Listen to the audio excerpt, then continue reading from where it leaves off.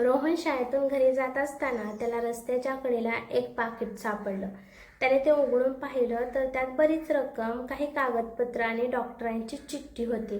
रोहन काही क्षण शांत उभा राहिला. त्या पैशातून त्याला नवीन सायकल घेता आली असते, पण लगेच त्याला आईचं वाक्य आठवलं, आपलं नसलेलं काहीही कधीही आपलं समजू नकोस. रोहनने पाकिटात असलेल्या पत्त्यावर जाण्याचं ठरवलं. तो त्या पत्त्यावर पोहोचला तेव्हा एक वयस्कर गृहस्थ घराबाहेर चिंतेने इकडे तिकडे फिरताना दिसले. रोहनने त्यांना पाकिटाबद्दल विचारलं. पाकिट हरवल्याचं समजताच त्या गृहस्थांनी घाईत ते उघडलं.